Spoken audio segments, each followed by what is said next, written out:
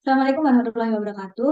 Di sini kami akan mendemokan mengenai final project kami dari mata kuliah Statistika Komputasi, yakni membuat program dengan penerapan naive Bayes. Nah, untuk sebelum kita melangkah ke pembahasan programnya, izinkan kami memperkenalkan diri.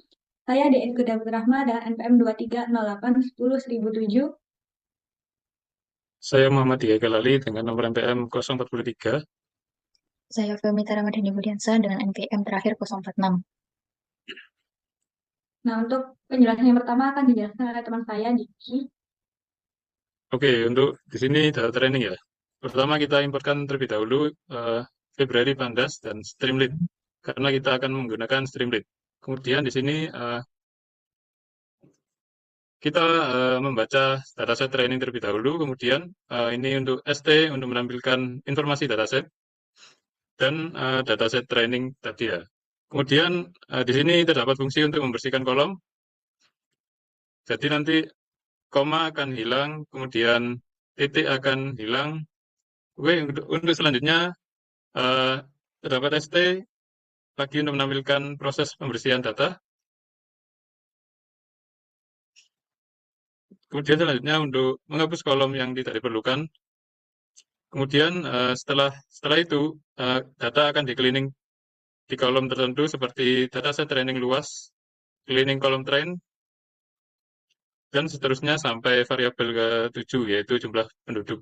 Kemudian untuk menampilkan tipe data dan 5 baris pertama setelah dibersihkan, kita menggunakan ST lagi. Kemudian untuk fungsi klasifikasi untuk data, di sini contohnya klasifikasi luas panen ya, dengan nilai tertentu menjadi besar dan nilai antara ini menjadi sedang dan diberlakukan untuk variabel yang seterusnya. Oke, setelah diklasifikasikan tadi, untuk selanjutnya dilakukan proses encoding, yaitu data numerik, merubah data menjadi data numerik, yaitu misalnya luas panen kecil menjadi 1, sedang menjadi 2, dan diberlakukan untuk variabel selanjutnya. Dan untuk labelnya ini juga di encoding, rendah menjadi 0, tinggi menjadi 1. Kemudian selanjutnya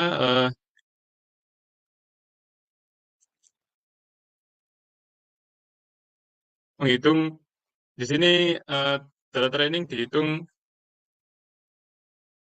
probabilitas prior dan menghitung likelihood saja ya. Nah, ini untuk proses perhitungannya, kemudian menampilkan probabilitas prior dan menampilkan likelihood dengan menggunakan ST tadi. Oke, untuk selanjutnya akan dijelaskan oleh teman saya. Nah, untuk yang selanjutnya itu sama seperti data training tadi, yakni kita beralih ke data testing. Nah, untuk data testing sendiri kita mengimport dua library, yakni Pandas dan juga Streamlit, karena kita menggunakan Streamlit untuk UI-nya. Nah, di sini sama seperti tadi, kita akan mengimport datasetnya, yakni PDRED CLSP, yakni produktivitas testing, dengan data 12. Kemudian kita menggunakan sama seperti fungsi-fungsi yang telah dijelaskan oleh teman saya, yakni fungsi membersihkan kolom, kemudian cleaning data, kemudian ada fungsi klasifikasi, ada fungsi untuk encoding data, kemudian ada fungsi klasifikasi data pada data set test, kemudian hasil klasifikasi, encoding kita juga mengencodingkan data test, kemudian untuk menampilkan ini ada fungsi untuk menampilkan hasil encoding. Nah, untuk data testing sendiri hanya memerlukan seperti yang sudah dijelaskan tadi kan sudah untuk data training kita membutuhkan likelihood dan juga probabilitas prior. Nah, untuk data testing sendiri kita akan menghitung prediksi seluruh data testing karena data testing itu sendiri memiliki nilai-nilai baru. Nah, itu kita ambil dari untuk Nah, di sini kita akan menghitung naive Bayes-nya, kemudian kita akan menampilkan prediksinya. Nah, untuk naive Bayes sendiri, di sini kami menggunakan function seperti berikut. Nah, di sini ada fungsinya dengan variabel dengan parameter data baru, prior, likelihood, dan juga fitur. Kami juga menggunakan ada satu halaman yang digunakan untuk user input, yakni form predict, yakni form untuk user menginputkan beberapa value dari ketujuh variabel yang nantinya akan kita prediksi. Yang selanjutnya akan dijelaskan oleh teman saya, Filmita. Baik, untuk selanjutnya yaitu mengenai confusion matrix. Jadi, di confusion matrix sendiri yaitu untuk menampilkan data set testing dan menghitung metrik evaluasi berupa confusion matrix serta akurasi model.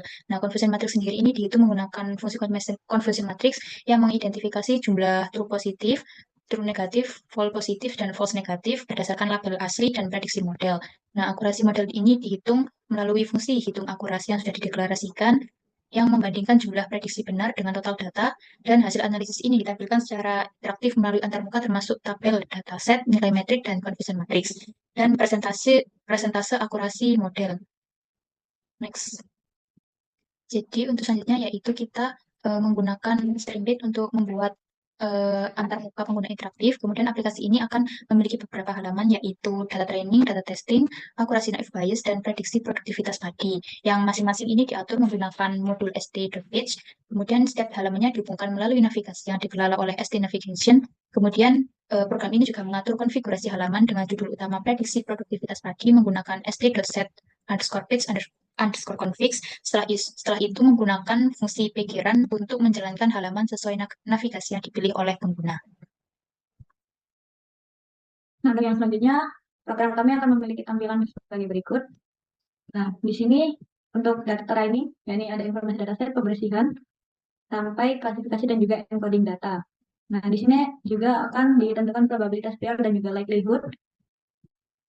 Akan muncul tabel-tabel seperti ini. Kemudian untuk data testing sendiri, kurang lebih sama seperti yang telah tersebut di data training juga. Nah, ada klasifikasi dan encoding, kemudian mengecek data kosong, dan hasilnya seperti ini. Nah, di sini sudah muncul prediksi produktivitas padinya. Nah, seperti ini. Di sini ada dua yang tinggi, yakni di indeks ke-1 dan indeks kedua. Nah, untuk akurasi naive Bayes sendiri, di sini menggunakan data testing ya. Menggunakan model dari data testing dengan produktivitas padi dan prediksi produktivitas padi. Nah, di sini untuk true negatifnya ada 10 dan false positifnya ada 2, maka akurasi model dari naive Bayes ini adalah 83,3%. Kemudian di sini untuk produktivitas padi dengan naive Bayes, minta tolong kepada Phil dibantu untuk mendikte nominalnya. Untuk luas panen sendiri kita masukkan 75,92. Kemudian produksi padi yaitu 406,12. Kemudian hari hujan yaitu 13,33. Dan curah hujan adalah 186,375. 186,375. Luas lahan yaitu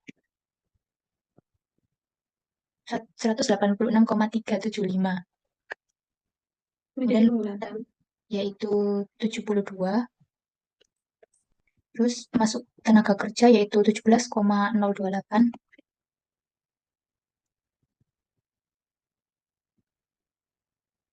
Kemudian lanjut jumlah penduduk yaitu 177,640. Nah, kita klik tombol prediksi ini, maka akan muncul prediksi produktivitas padi rendah dengan data input sebagai berikut. Nah, kita samakan dengan hasil dari dataset. Tadi kita menggunakan indeks ketiga, yaitu Tanjung Balai, 75 sekian. Untuk jumlah tenaga kerjanya 17.000 sekian dan jumlah penduduknya 177 sekian. Nah, maka diperoleh hasil yakni dari probabilitasnya adalah Tanjung Balai sendiri itu rendah karena probabilitas rendah lebih besar daripada probabilitas yang tinggi. Sekian presentasi dari kami. Apabila ada kesalahan kata, kami mohon maaf yang besar-besarnya. Terima kasih. Wassalamualaikum warahmatullahi wabarakatuh.